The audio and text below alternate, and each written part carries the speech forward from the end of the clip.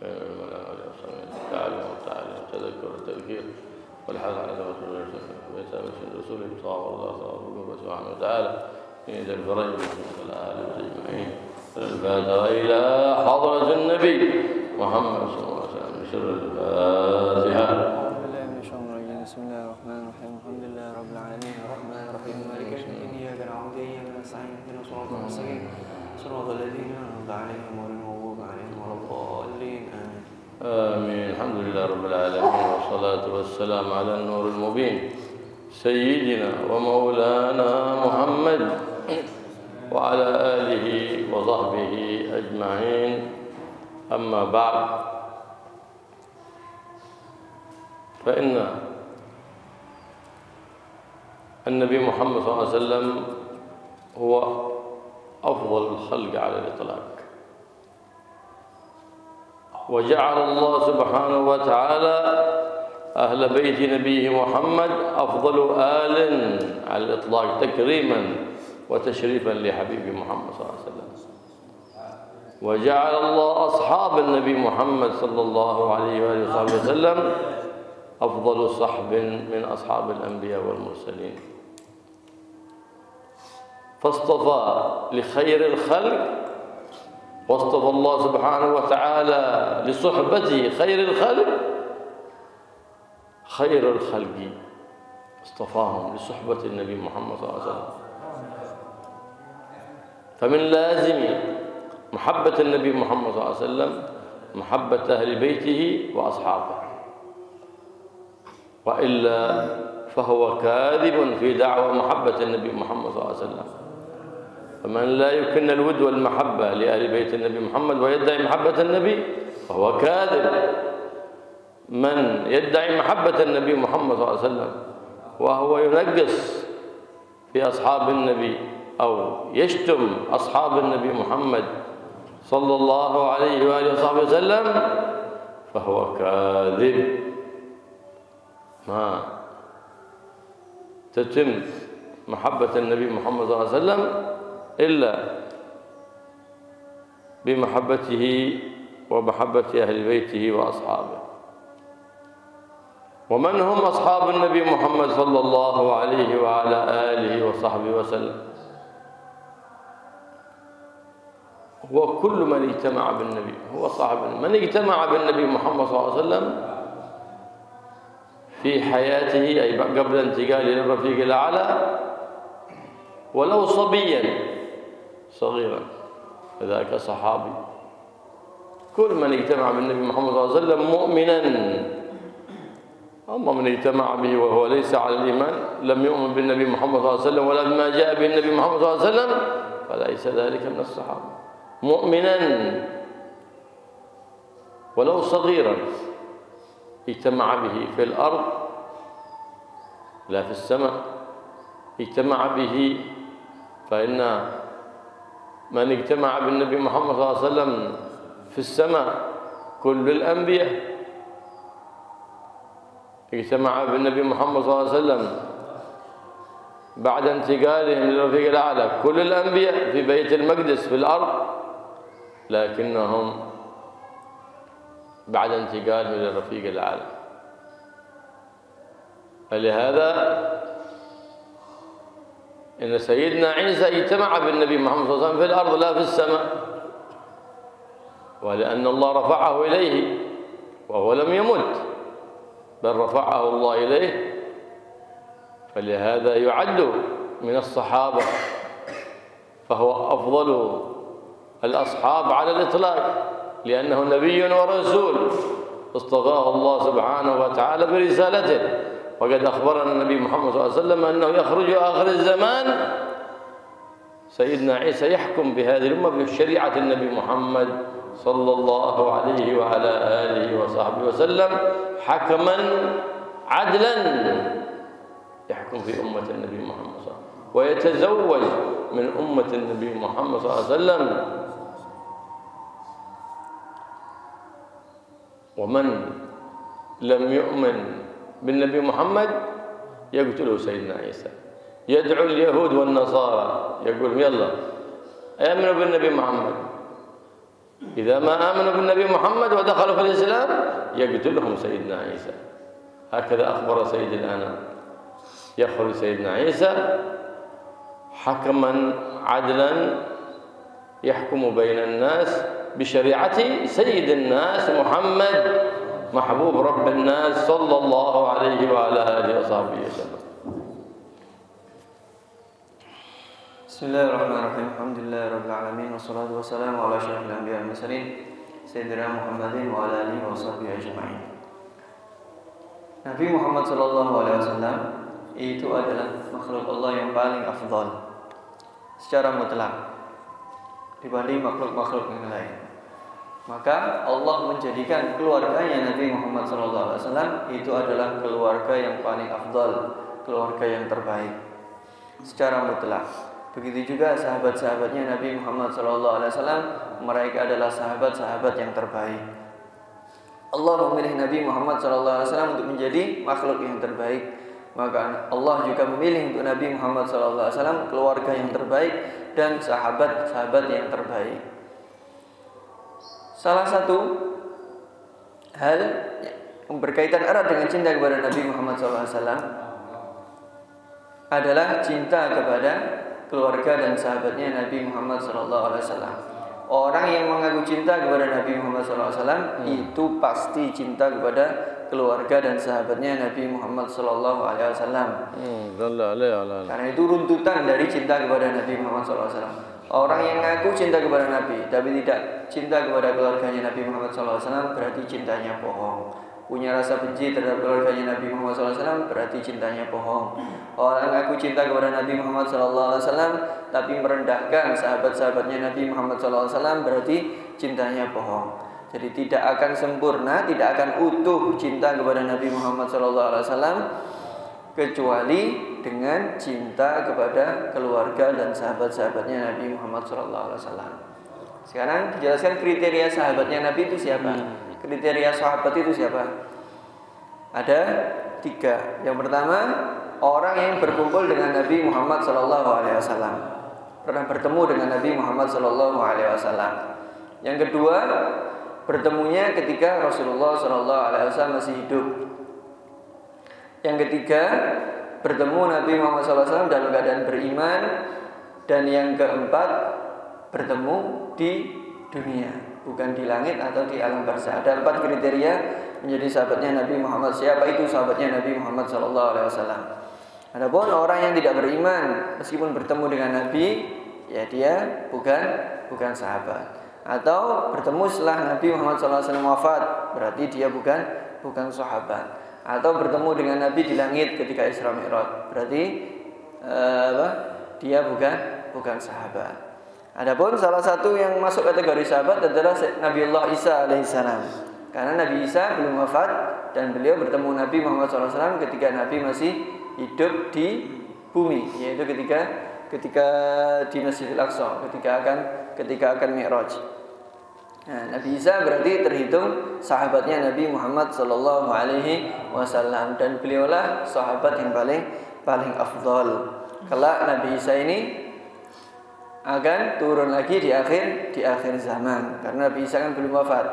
Dulu diangkat oleh Allah Subhanahu wa taala. Nanti akan turun di akhir zaman dan menegakkan syariatnya Nabi Muhammad SAW, akan menjadi pemimpin yang adil. Dan kelak akan menikah dengan umatnya Nabi Muhammad SAW. Dan barang siapa yang tidak beriman kepada Rasulullah, kelak Nabi Isa sendiri yang akan memerangi mereka. Nabi Isa sendiri yang akan membunuh mereka. Nabi Isa akan berkata kepada orang Yahudi dan orang Nasrani, ayo iman kepada Nabi Muhammad SAW. Kalau tidak, saya bunuh. Jadi seperti inilah yang dikabarkan Nabi Muhammad SAW, bahwa kelak Nabi Isa akan turun dan menegakkan syariatnya Nabi Muhammad SAW.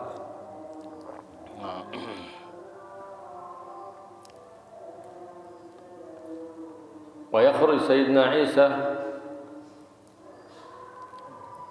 بعد خروج الدجال، وهو الذي يقتل الدجال الكذاب الذي يخرج آخر الزمان. يخرج الدجال وقد امتلأت الأرض عدلا بحكم الإمام المهدي، إمام عادل من ذرية النبي محمد صلى الله عليه وعلى آله وصحبه وسلم. فيأتي ويدعو الناس إلى الضلال والكفر، ذلك الدجال. فيأتي سيدنا عيسى ويقتل ذلك الدجال، ثم يعيش زمانا ويتزوج ويحكم بشرع النبي محمد صلى الله عليه وسلم. فلهذا ذكر العلماء بأنه يعد من أصحاب النبي، لأنه اجتمع به بعد البعثة في الأرض لا في السماء، وقبل انتقاله إلى الرفيق الأعلى.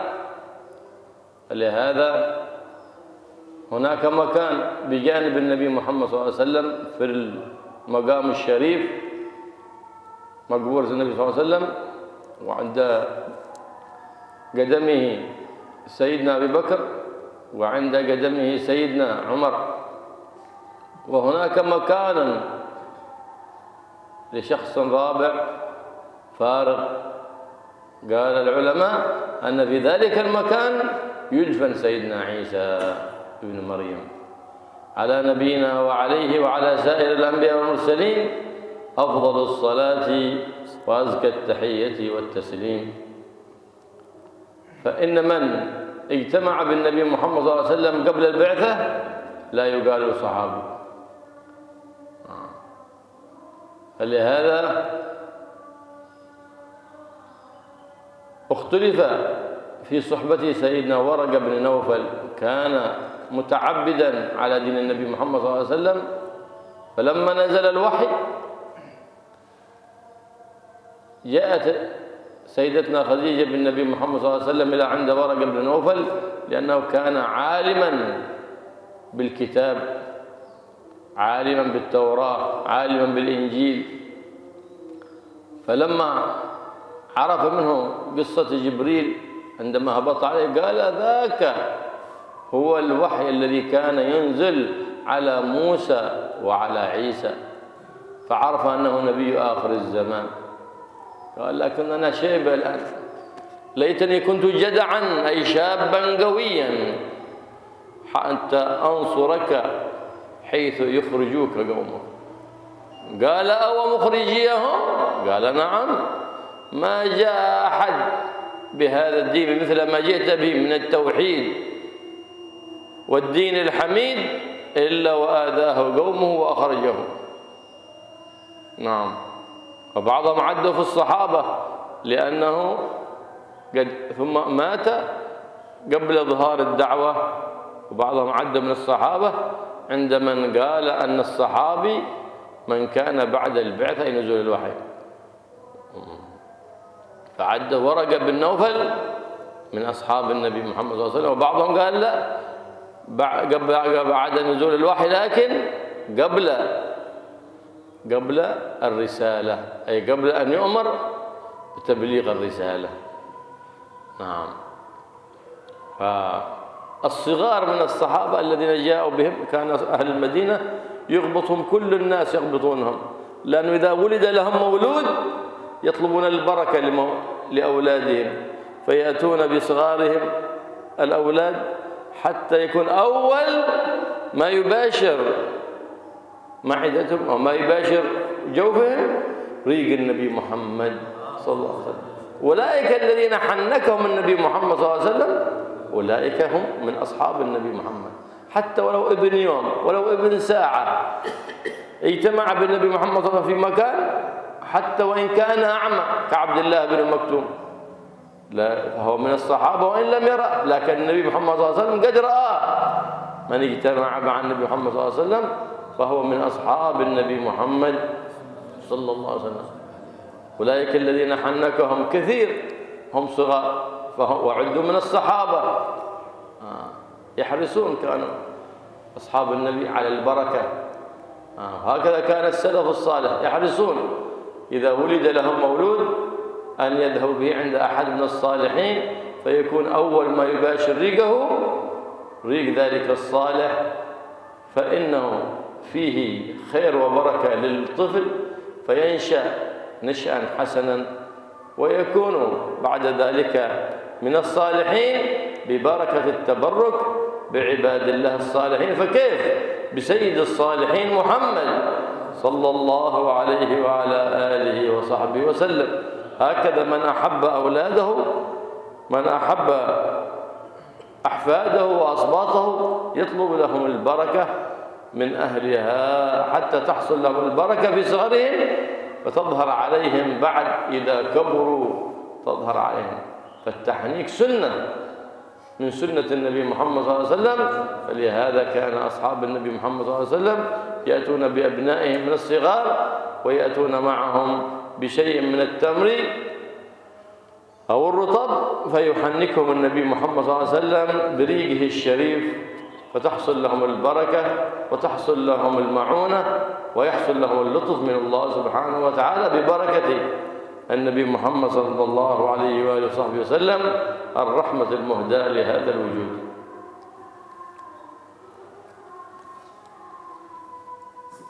Nabi Isa kelak akan turun setelah keluarnya Dajjal, dan Nabi Isa lah kelak yang akan membunuh Dajjal. Dajjal turun di bumi ini dalam keadaan bumi ini penuh dengan keadilan di masanya Sayyidina Al-Mahdi. Akhirnya, dan Sayyidina Mahdi ini termasuk zuriyahnya Nabi Muhammad SAW. Akhirnya Dajjal mengajak orang-orang untuk mengkufuri Allah Subhanahu wa taala. Dan akhirnya Dajjal ini dibunuh oleh Nabiullah Isa alaihissalam. Nabiullah Isa ini hidup setelah membunuh Dajjal, hidup dalam beberapa masa dan kelak akan menikah dengan umatnya Nabi Muhammad sallallahu alaihi wasallam. Dan sebagaimana dijelaskan tadi, beliau termasuk sahabatnya Nabi Muhammad sallallahu alaihi wasallam karena bertemu dengan Nabi Muhammad sallallahu alaihi wasallam dalam keadaan Nabi Muhammad sallallahu alaihi wasallam masih hidup. Setelah Nabi Muhammad sallallahu alaihi wasallam diangkat jadi rasul dan bertemunya di bumi. Dan kelak dikatakan, sebagian ulama mengatakan di tempat makbarahnya Nabi Muhammad sallallahu alaihi wasallam itu ada tempat kosong untuk satu orang. Kan di kubahnya Nabi itu kan ada Rasulullah sallallahu alaihi wasallam, lalu Sayyidina Abu Bakar dan Sayyidina Umar. Di situ ada sisa satu tempat kosong. Sebagian ulama mengatakan itu kelak akan menjadi makamnya Nabiullah Isa alaihissalam. Jadi ditambah kriteria lagi yang kelima, yaitu sahabat itu syaratnya selain yang dijelaskan di awal tadi, tambah satu harus bertemu Nabi setelah Nabi Muhammad SAW diangkat menjadi Rasul. Apakah diangkat menjadi Rasul, apakah diangkat menjadi Nabi, khilaf antara ulama. Sebagaimana khilafnya mereka tentang Waraqah bin Naufal. Waraqah bin Naufal ini sahabat atau bukan? Jadi Waraqah bin Naufal ini orang yang sudah tua dan dia alim tentang kitab Taurat dan kitab Injil. Nabi Muhammad SAW ketika mendapatkan wahyu, akhirnya beliau gemetaran, dan Sayyidah Khadijah datang kepada Waraqah bin Naufal menanyakan tentang perihalnya Rasulullah SAW. Ketika dijelaskan tentang keadaan Nabi Muhammad SAW, akhirnya Waraqah bin Naufal ini berkata, itu adalah malaikat Jibril yang dulu turun kepada Nabi Musa dan turun kepada Nabi Isa. Kata Waraqah bin Naufal, sungguh seumpama saya ini masih muda, saya akan membela dia kelak ketika kaumnya mengusir dia dari Mekah. Akhirnya heran Nabi Muhammad SAW, apakah kaum saya akan mengusir saya kelak? Kata Waraqah bin Naufal, tidak ada seorang pun yang risalah ini turun kepada dia, yang amanat ini turun kepada dia, kecuali pasti dia akan dimusuhi oleh kaumnya. Ini Waraqah bin Naufal, orang yang alim tentang kitab Taurat dan kitab Injil, tahu bahwa begitu mendengar kisahnya malaikat Jibril, tahu bahwa ini adalah nabi akhir zaman. Makanya dia berjanji akan, jika masih muda, akan menolong Nabi Muhammad SAW. Nah, ulama berbeda pendapat tentang status sahabatnya Waraqah bin Naufal ini. Kan Rasulullah itu pertama kali mendapat wahyu dan belum mendapat perintah untuk menyampaikan wahyu. Jadi bi'tsah ada risalah. Waraqah bin Naufal ini bertemu dengan Rasulullah setelah bi'tsah, tapi sebelum risalah. Perintah untuk menyampaikan wahyu. Perintah untuk menjadi rasul, menyampaikan syariat. Ulama ada yang mengatakan Waraqah bin Naufal ini sudah termasuk sahabat karena beliau bertemu dengan Rasulullah memenuhi kriteria tadi dan bertemu setelah bi'tsah. Ulama yang lain mengatakan Waraqah bin Naufal ini bukan termasuk sahabat karena bertemunya sebelum Nabi Muhammad SAW diangkat menjadi Rasul, sebelum ada perintah untuk menyampaikan wahyu. Ini sekilas tentang kisahnya Waraqah bin Naufal. Nah, jadi meskipun masih kecil, meskipun bertemu Nabi Muhammad SAW masih kecil, itu termasuk sahabat. Atau meskipun buta, beliau tidak melihat Nabi, tapi Nabi melihat beliau. Nah, ini juga termasuk sahabat. Seperti Sayyidina Abdullah bin Umi Maktum, beliau buta, tidak melihat Nabi, tapi beliau juga termasuk sahabat. Jadi para sahabat dulu itu anak-anaknya yang masih kecil itu selalu begitu lahir, anak-anak yang masih kecil itu langsung dibawa kepada Nabi Muhammad SAW. Dan mereka semua yang anak kecil-kecil itu semuanya sahabat, meskipun baru umur sehari, itu termasuk sahabat. Apa yang dilakukan sahabat untuk membawa putra-putrinya yang masih baru lahir dibawa kepada Nabi? Ditahnik kepada Nabi Muhammad SAW. Jadi baru lahir langsung dibawa ke Nabi, ditahnik. Agar apa? Agar sesuatu yang pertama kali masuk di perut anak itu adalah ludahnya Nabi Muhammad SAW, sehingga kelak dia tumbuh dengan baik, dan dia kelak menjadi orang yang soleh, berkahnya Nabi Muhammad SAW. Dan begitu juga orang-orang soleh zaman dahulu, mereka juga seperti itu. Begitu lahir putra putrinya langsung dibawa kepada orang-orang soleh untuk minta ditahnik. Tujuannya apa? Agar sesuatu yang pertama kali masuk ke perut mereka adalah ludahnya orang-orang yang soleh, agar mendapatkan pertolongan dari Allah SWT, agar mendapatkan rahmat dari Allah Subhanahu Wa Taala. Ini orang-orang soleh. Bagaimana dengan Nabi Muhammad SAW? Jadi tahnik itu sambil membawa kurma, baik kurma kering atau kurma basah. Kamar itu istilahnya kurma kering, kurma rutop itu kurma basah, kurma yang masih belum diolah. Tujuannya agar mendapatkan ludahnya Nabi Muhammad SAW, sehingga kelak tumbuh dengan tumbuhan yang baik dan menjadi orang-orang yang soleh. Wa syartun lidawam as-suhbah an yamuta 'ala al-iman.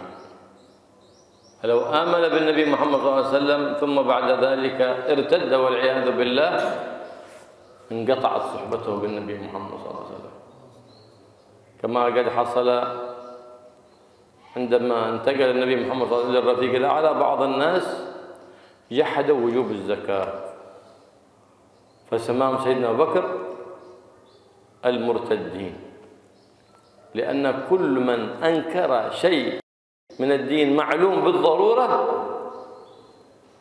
فقد ارتد والعياذ بالله، وإن صلى وصام. يصلي ويصوم لكنه يعتقد أن الربا حلال فقد خرج عن الإسلام، أو يعتقد أن الخمر حلال، هذا معلوم من الدين بالضرورة بنص القرآن، أو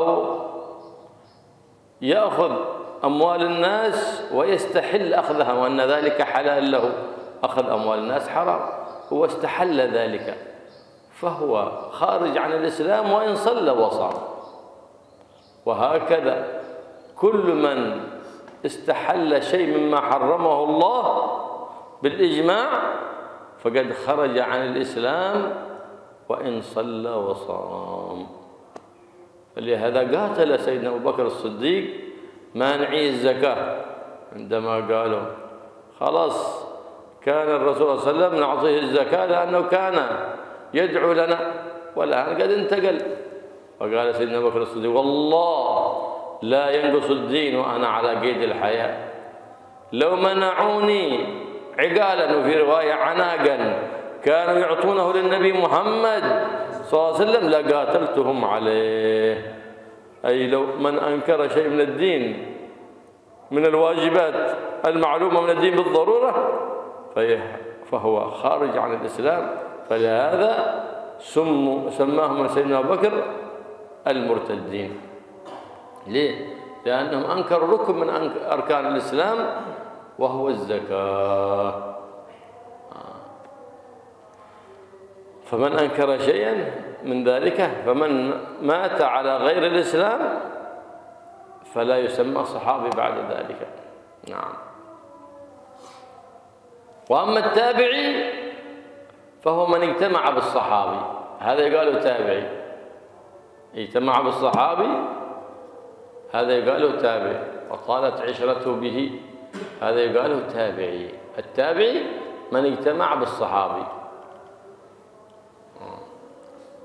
فالصلاة على النبي محمد صلى الله عليه وسلم وعلى أهل بيته وعلى أصحابه وعلى التابعين وتابع التابعين من يومنا هذا إلى يوم الدين، كلنا ندخل في ذلك التابع. نحن من أتباع النبي محمد ومن أتباع أصحاب النبي محمد صلى الله عليه وسلم، وهكذا إلى قيام الساعة. كل من كان على شرع النبي وسنة النبي فهو من أتباع النبي محمد صلى الله عليه وسلم ومن أتباع أصحاب النبي محمد صلى الله عليه وعلى آله وصحبه وسلم إلى يومنا هذا، فيدخل في الرحمة. فلما نقول اللهم صل وسلم على سيدنا محمد وعلى آله، يدخل كل آل بيت النبي من الزمان القديم إلى آخر الزمان، وأصحابه يدخل كل أصحاب النبي محمد صلى الله عليه وسلم، وعلى التابعين يدخل كل من كان تابعا للنبي ولأصحاب النبي محمد صلى الله عليه وسلم يدخل في هذه الصلاة. فمن هنا نعرف أنه يجوز الصلاة على غير النبي محمد وعلى غير الأنبياء والمرسلين والملائكة المقربين تبعا. اللهم صل على سيدنا محمد وعلى آله تبعا وعلى أصحابه. لكن ما يصح أن تقول اللهم صل على آل النبي وعلى أصحاب النبي بدون أن تذكر النبي محمد صلى الله عليه وسلم، لا تذكر الآية، فذاك مكروه، كذاك مكروه. أما السلام فعند العلماء خلاف، اللي مشى عليه كثير من العلماء ومنهم الإمام البخاري أنه يجوز السلام على آل بيت النبي، وهذه خصوصية، وهذا مذهب الإمام البخاري أنه يجوز. يقول كما إذا في الحديث في البخاري إذا ذكر سيدتنا فاطمة يقول فاطمة بنت النبي محمد عليها السلام. بعضهم قال لا مطلقا بالكراهة، والإمام البخاري وكثير من العلماء قالوا ذاك خصوصية لأهل بيت النبي محمد صلى الله عليه وسلم. كما لا يصح أن تقول محمد رسول الله عز وجل، وإن كان هو عزيز وجليل، لكن خلاص صار هذا عرف فيها. كما تقول محمد رسول الله برسبدة، برسبدة، محمد رسول الله برسبدة، لا تقول برفرمان.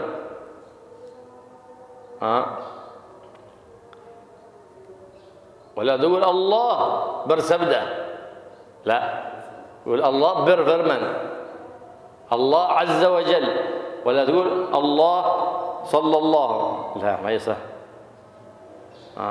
تقول الله عز وجل، سيدنا محمد صلى الله عليه وسلم، قال رسول الله صلى الله عليه وسلم، برسبدة رسول الله صلى الله عليه وسلم، خلاص هذا خاص بالنبي. هل يصلي على غير النبي وغير الأنبياء؟ نعم، تبعا لهم، تبعا بالتبعية نصلي عليهم، هذا في غير النبي محمد وغير الأنبياء والمرسلين. أما هو صلى الله عليه وسلم فقد يصلي على من شاء، كما قال الله سبحانه وتعالى فصل عليهم إن صلاتك سكن لهم رحمة. والصلاة معناها في اللغة الدعاء، كما ورد في الحديث حق على الأبناء لآبائهم إذا ماتوا وأمهاتهم، إيش حقهم؟ الصلاة عليهم. الصلاة صلاة الجنازة في الشرع، وفي اللغة الصلاة على الدعاء، أي يدعو لهم في كل ليلة، في كل يوم، بعد كل فريضة، بعد كل أذان يدعو لهم ويستغفر لهم. هذا من حق الآباء والأمهات على الأبناء والبنات في حياتهم وبعد مماتهم.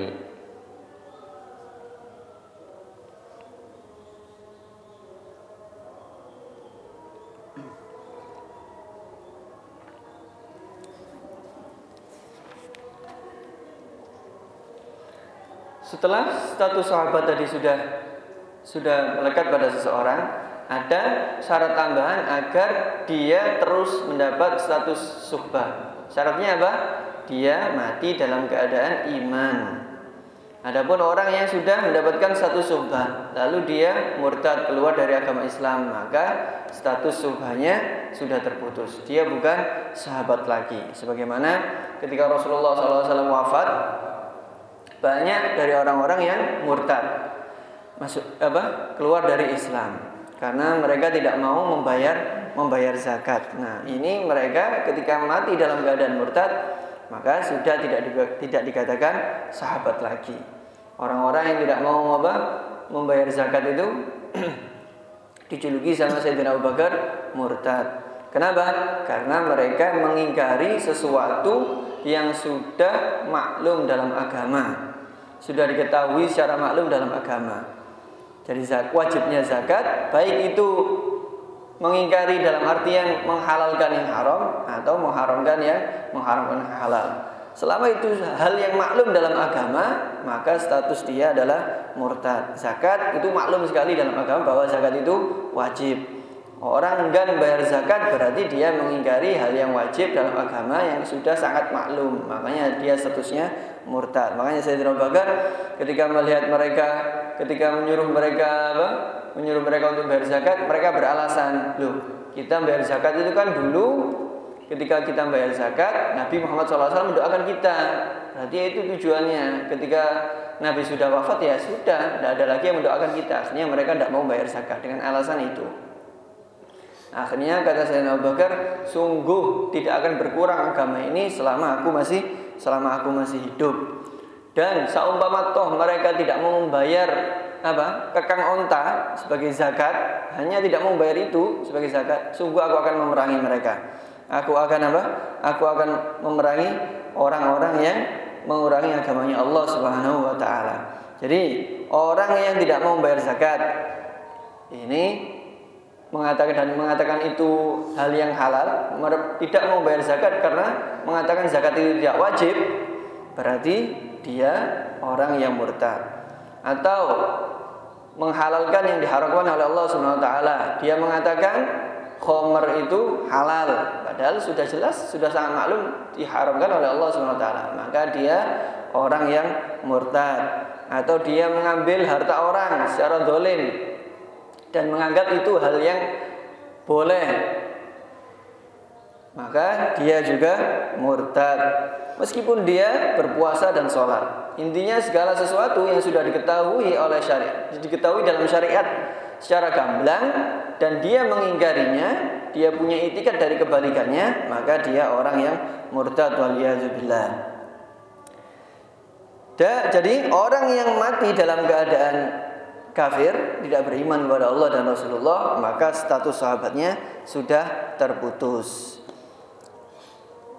Adapun setelah menjelaskan sahabat, beliau menjelaskan tabi'in. Adapun tabi'in adalah orang-orang yang berkumpul dengan sahabat. Orang yang berkumpul dengan sahabat itu istilahnya tabi'in. Makanya ketika membacakan salawat kepada Nabi Muhammad SAW, membacakan salawat kepada Nabi, membacakan salawat kepada keluarganya Nabi, membaca salawat kepada sahabatnya Nabi, dan membacakan salawat kepada para tabi'in. Siapa ini tabi'in? Orang yang mengikuti sahabat. Dan juga masuk di situ orang-orang yang mengikuti tabi'in, istilahnya tabi'ut tabi'in. Dan orang yang mengikuti tabi'ut tabi'in sampai seterusnya, sampai kepada kita dan nanti kelak di akhir zaman. Karena orang yang mengikuti sunnahnya Nabi Muhammad SAW itu masuk kategori tabi'in. Tapi itu orang yang mengikuti, maksudnya orang yang mengikuti Nabi Muhammad SAW. Jadi mereka akan masuk dalam rahmat ketika dibacakan salawat kepada tabi'in. Ketika orang membacakan salawat kepada keluarganya Nabi, maka seluruh keluarganya Nabi akan masuk dalam doa tersebut. Ketika orang membacakan salawat kepada sahabatnya Nabi, seluruh sahabatnya Nabi masuk dalam doa tersebut. Begitu juga ketika membaca salawat kepada tabi'in, Allahumma shalli ala sayyidina Muhammad wa ali sayyidina Muhammad wa sahbihi wa tabi'in, maka seluruh orang yang mengikuti sunnahnya Nabi Muhammad SAW sampai nanti di akhir kiamat masuk dalam doa tersebut. Jadi disimpulan dari ulama, membacakan sholawat kepada selain Nabi itu boleh, tapi dengan catatan masuk dalam sholawat kepada Nabi Muhammad SAW. Diperbolehkannya karena ngikut pada Nabi Muhammad SAW. Allahumma sholli ala sayyidina Muhammad wa ali sayyidina Muhammad wa ashabi wa tabi'in. Ngikut kepada sholawat kepada Nabi. Tapi kalau membacakan sholawat kepada mereka saja tanpa kita membacakan sholawat kepada Nabi, maka tidak diperbolehkan.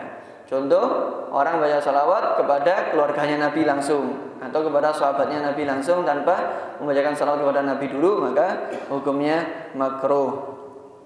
Adapun salam, sama berbeda pendapat antara ulama. Tapi mayoritas ulama termasuk Imam Bukhari mengatakan boleh mengucapkan salam kepada selain Nabi Muhammad SAW. Sebagaimana Imam Bukhari dalam kitabnya kepada Sayyidah Fatimah, beliau mengatakan ketika menjelaskan Sayyidah Fatimah alaihassalam.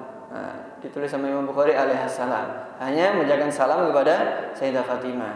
Ini menurut beliau dan mayoritas ulama diperbolehkan. Adapun ulama-ulama yang lain tidak memperbolehkan, mengatakan makruh mengucap alaihassalam atau alaihissalam kepada selain Nabi atau selain malaikat.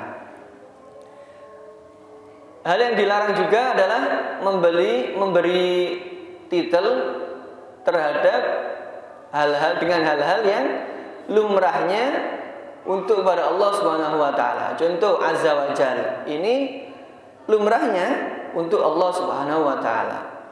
Makanya kita tidak diperbolehkan mengucapkan Nabi Muhammad SAW azza wa jalla. Meskipun azza wa jalla maksudnya azzalu agung, jalla itu juga agung. Sama meskipun Nabi Muhammad SAW orang yang agung, orang yang luar biasa, tapi kita tidak diperbolehkan melabelkan titel itu kepada Nabi karena titel ini khusus sudah menjadi lumrahnya untuk Allah Subhanahu wa taala.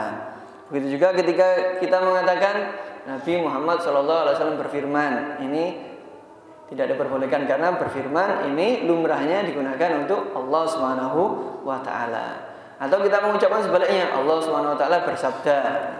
Nah, ini tidak diperbolehkan karena lumrahnya bersabda ini titel untuk Nabi Muhammad SAW.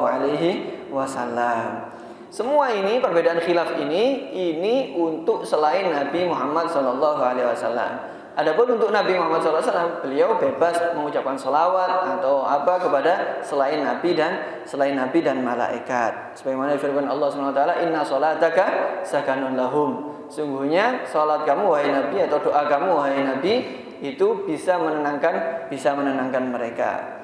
Adapun sholawat dengan makna doa ini diperbolehkan kepada siapapun. Kita mendoakan kepada kerabat kita mendoakan kepada orang tua kita. Jadi salah satu haknya orang tua atas anak itu adalah sholat. Maksudnya sholat apa? Sholat ketika mereka wafat. Ketika orang tua wafat, kita mensolati. Sholat apa? Sholat jenazah. Dan juga mendoakan karena maknanya sholat itu secara bahasa makna aslinya adalah doa. Ketika orang tua mati, maka kewajiban bagi anak adalah mendoakan mereka. Fassalam min Allah rahmah wa min al-malaika istighfar wa min al-adamiyyin tadarru' wa du'a. Amma تسييد النبي محمد صلى الله عليه وسلم في الصلاة فذاك مطلوب. وعندما تسيد نبيك محمد إذ هو سيد الأولين والآخرين، وفي تسييده تنوير للقلوب وقرب من علام الغيوب. فلما تسيد النبي محمد صلى الله عليه وسلم أنت تستشهد بحديث النبي محمد صلى الله عليه وسلم في قوله أنا سيد ولد آدم ولا فخر، ولا أقول ذلك افتخارا بل تحدثا بنعمة ربي سبحانه وتعالى، وقال ذلك تحدثا بالنعمة. فالعجب كل العجب من بعض أهل الجهل والبدع والضلال ممن ينكر أن يقال سيدنا محمد أو مولانا محمد. هو سيدنا ومولانا بنص الأحاديث ونص الآيات، هو سيدنا ومولانا. لكن لما يمدح السلطان أو الرئيس أو الملك يقول فخامة الملك، جلالة الملك، الجلالة لله سبحانه وتعالى، ما يصح تقول. لكن يفخم ويعظم المسؤولين لأنهم من أبناء الدنيا.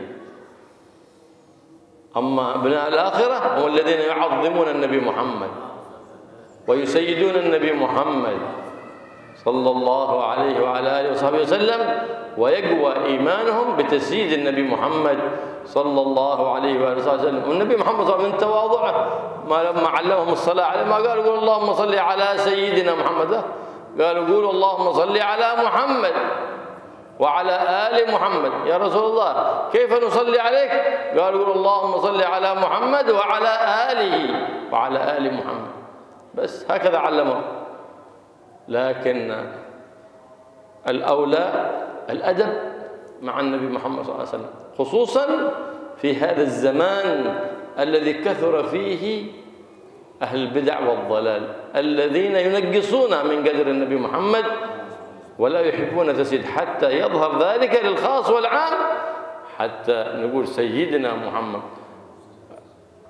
نقول سيدنا محمد سواء في الدرس، سواء في خطبة الجمعة، سواء في مولد، في أي قراءة نعرف الناس بعظمة النبي محمد صلى الله عليه وسلم.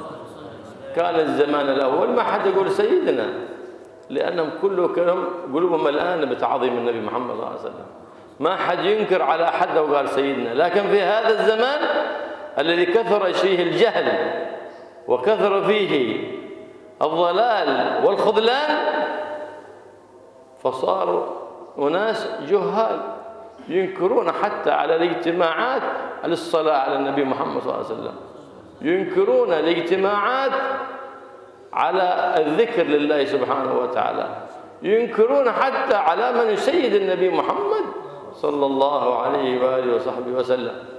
ما في شيء. حتى لو قلت في الأذان أشهد أن لا إله إلا الله وأشهد أن سيدنا محمد رسول الله، ما في شيء. لكن الوارد الأولى أن تأتي به على ما جاء به عن النبي محمد صلى الله عليه وسلم، وفي غير ذلك تأتي بالسيادة لسيدنا محمد صلى الله عليه وآله وصحبه وسلم، حتى يعرف العامة من الناس أن ذلك أي تعظيم النبي محمد صلى الله عليه وسلم مطلوب من كل مؤمن ومؤمنة، مسلم ومسلمة، مطلوب تعظيم، إذ الله سبحانه وتعالى عظمه وأمرنا بتعظيمه. الله فضله على كل الخلائق، فهو سيدنا محمد صلى الله عليه وسلم سيد أهل الأرض وسيد أهل السماء، سيد الخلائق أجمعين، وسيد الملائكة وسيد الأنبياء والمرسلين صلوات ربي عليه وعلى آله وصحبه وسلم. والله يحيينا على محبته ومحبة أهل بيته وأصحابه، ويحشرنا في زمرته في عافية مع الآمنين المطمئنين الذين لا خوف عليهم ولا هم يحزنون يا رب العالمين.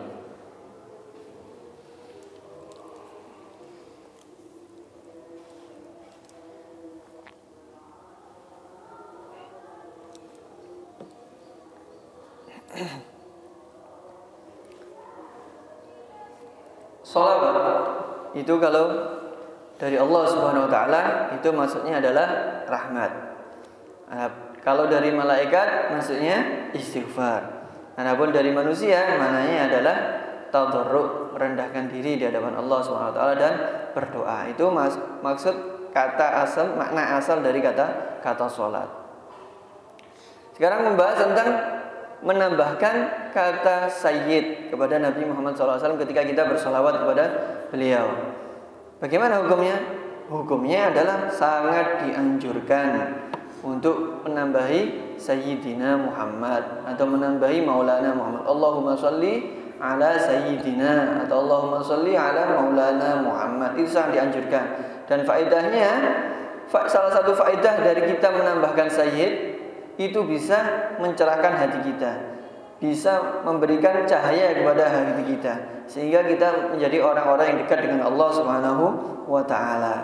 Dan ini ada dalilnya, nggak sembarangan. Dalilnya adalah hadis dari Nabi Muhammad SAW. Nabi Muhammad SAW bersabda, "Ana sayyidu waladi Adam wala fakhr."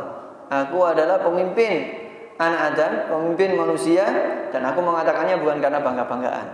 Ini Rasulullah menjelaskan seperti ini karena tahadduts bin nikmah, menjelaskan nikmat yang diberikan oleh Allah Subhanahu wa Ta'ala, menunjukkan nikmat yang diberikan oleh Allah Subhanahu wa Ta'ala. Jadi Rasulullah sendiri menjelaskan bahwa beliau adalah sayyid, beliau adalah pemimpin. Jadi sangat aneh orang yang mengatakan tidak diperbolehkan menambahkan sayyid kepada Nabi Muhammad SAW, atau orang bersolawat terus tambahi sayyid kok dilarang. Ini orang sangat aneh. Kenapa? Karena Rasulullah SAW sendiri menjelaskan bahwa beliau adalah sayyid, tidak diperbolehkan mengucapkan Maulana Muhammad. Nah, ini orang sangat aneh. Tapi lebih aneh lagi, ngelarang-larang kita menambahkan sayyid kepada Nabi. Mereka ketika memuji raja mereka mengatakan fakhamatul malik, malik yang raja yang agung, atau jalalul malik, malik raja yang agung. Padahal lafaz jalal itu hanya untuk Allah Subhanahu wa Ta'ala, malah dilabelkan kepada raja mereka. Nah, ini kan aneh. Kenapa mereka bisa seperti ini? Karena yang ada di hatinya mereka adalah dunia. Mereka adalah orang-orang yang menjadi budaknya dunia. Makanya yang urusan dunia mereka agungkan. Adapun orang-orang yang di hatinya adalah akhirat, orang-orang yang menjamba kepada Allah Subhanahu wa Ta'ala, mereka akan mengagungkan orang-orang yang diagungkan oleh Allah Subhanahu wa Ta'ala. Karena tidak ada yang lebih agung daripada Nabi Muhammad SAW. Makanya kita menambahkan Sayyidina atau Maulana Muhammad. Nabi benar, Rasulullah ketika mengajarkan kepada sahabat, ketika sahabat tanya, bagaimana kita bersalawat kepadamu wahai Nabi? Akhirnya Nabi Muhammad SAW bersabda, Allahumma salli ala Muhammad wa ala ali Muhammad. Memang benar itu yang diajarkan kepada Nabi Muhammad SAW kepada sahabat. Tapi Nabi mengajarkan itu bentuk bagian dari tawaduk Nabi Muhammad SAW. Nabi tidak menambahkan sayyid kepada beliau sendiri, itu bentuk tawaduk dari Nabi Muhammad SAW. Bukan berarti kita tidak menambahkan sayyid, bukan berarti kita tidak diperbolehkan. Tapi justru yang adab adalah kita menambahkan sayyidina. Apalagi di zaman sekarang ini, zaman yang sudah banyak kebodohan, banyak orang ahli bid'ah.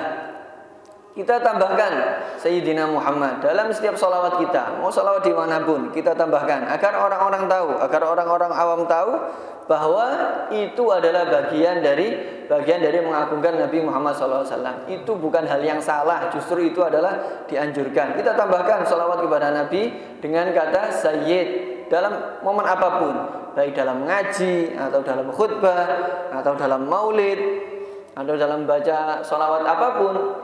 Kita tambahkan Sayyidina wa Maulana Muhammad.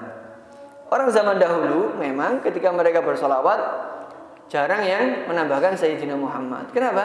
Karena orang-orang soleh zaman dahulu itu kecintaan Nabi, cinta kepada Nabi sudah melekat di hati mereka, sudah mendarah daging dalam mereka. Dan yang kedua, mereka tidak pernah mengingkari orang yang ketika bersolawat menambahkan Sayyidina. Mereka tidak ada yang mengingkari itu karena mereka orang-orang yang sangat cinta kepada Nabi, orang-orang yang alim, orang-orang yang ngerti, sehingga bukan hal yang aneh dan tidak bisa dijadikan dalil bahwa itu tidak boleh. Tapi di zaman sekarang banyak orang-orang bodoh yang mengingkari hal-hal yang seharusnya sangat maklum dalam urusan agama. Orang mengingkari majelis yang di situ memuji kepada Nabi Muhammad SAW, ini diingkari. Majelis zikir, majelis di situ zikir kepada Allah Subhanahu wa Ta'ala, kok diingkari? Bahkan mengingkari orang yang menambahkan kata sayyid atau maulana kepada Nabi Muhammad SAW. Ini kan sudah menunjukkan bahwa orang-orang yang sudah jauh dari ajaran agama. Makanya untuk saat ini sangat dianjurkan untuk menambahkan kata sayyid untuk mengagungkan Nabi Muhammad SAW, sehingga kita semua tahu bahwa Nabi adalah orang yang paling agung di semesta ini. Bahkan dalam azan boleh kita menambahkan sayyidina. Asyhadu anna sayyidana Muhammadar Rasulullah. Silakan ditambahkan, tapi meskipun yang baik adalah yang warid dari Nabi Muhammad SAW. Silakan kita tambahkan sa'i dalam momen apapun dalam baca salawat agar orang-orang tahu bagaimana mengagungkan hal-hal yang diagungkan oleh Allah Subhanahu wa taala. Allah Subhanahu wa taala mengagungkan Nabi Muhammad sallallahu alaihi wasallam. Allah menjadikan Nabi itu pemimpin seluruh alam.